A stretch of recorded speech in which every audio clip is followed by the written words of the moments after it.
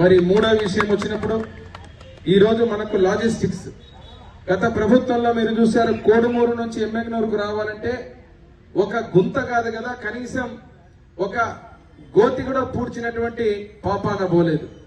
ప్రత్యేకంగా ఈ రోజు ఎమ్మెగనూరు అభివృద్ధి కావాలన్నప్పుడు లాజిస్టిక్స్ లో అత్యంత ముఖ్యమైనటువంటి మా ఎమ్మెగనూరుకి బైపాస్ కావాలని national highway government of India నుంచి డిపిఆర్ పంపించి వాటిని శాంక్షన్ చేయాలన్నప్పుడు ముఖ్యమంత్రిగా స్వయంగా చంద్రబాబు నాయుడు గారు లెటర్ రాసి ఆ లెటర్ ద్వారా మన వచ్చినటువంటి సభలోనే అనౌన్స్ చేయడం కూడా జరిగింది. 138 కోట్ల రూపాయలతో మన ఎమ్మెగనూరుకి బైపాస్ శాంక్షన్ చేస్తానని చెప్పడం.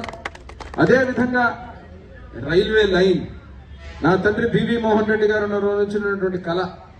ఆ రోజు ఏదైతే మంత్రిగా ఎమ్మెగనూరులో రైల్వే లైన్ కు డిపిఆర్ సర్వేకి పంపించాలని చెప్పి పెట్టిపోతే ఆ రోజు నుంచి ఈ రోజు వరకు దాని దాఖలాలు కూడా లేవు. మళ్ళీ ఈ రోజు కొత్తగా నేను ప్రతిపాదన చేసి ముఖ్యమంత్రి గారి దృష్టికి తీసుకపోతే ఏమాత్రం ఆలోచించకుండా ఆ ప్రాజెక్టుని తోర్నగల్లు నుంచి వయా ఎమ్మెగనూరు టు కర్నూలు ఏదైతే ఉందో ఆ యొక్క దానికి వెంటనే డిపిఆర్ చేయాలని చెప్పి పంపించి సర్వే చేయాలని చెప్పి పంపించి అక్కడికి ఆమోదం తెలిపి కేంద్ర ప్రభుత్వానికి లెటర్ రాసి నేనే స్వయంగా మీకు తెలుసు అందరికి కూడా అటు గడ్కరీ గారిని కేంద్ర మంత్రివర్యులు గడ్కరీ గారిని కేంద్ర మంత్రివర్యులు రైల్వే మంత్రివర్యులు ఎవరైతే వైష్ణవ్ గారిని ప్రత్యేకంగా కలిసి నా స్వహస్తాలతో ఇచ్చొచ్చిన దాని మీద వెంటనే రెస్పాన్స్ కూడా వచ్చింది. త్వరలోనే మీకు మళ్ళీ విత్ డాక్యుమెంట్ మనకు అప్రూవల్ సర్వే వచ్చిన తర్వాత మళ్ళీ ఒక ప్రెస్ మీట్ పెడతా. నిన్న ముఖ్యమంత్రి గారు దాన్నే మళ్ళీ గుర్తు చేస్తూ మన ప్రాంతానికి రైల్వే లైన్ కి సంబంధించినటువంటి దాని పనులను సర్వేని మళ్ళీ మొదలుపెట్టి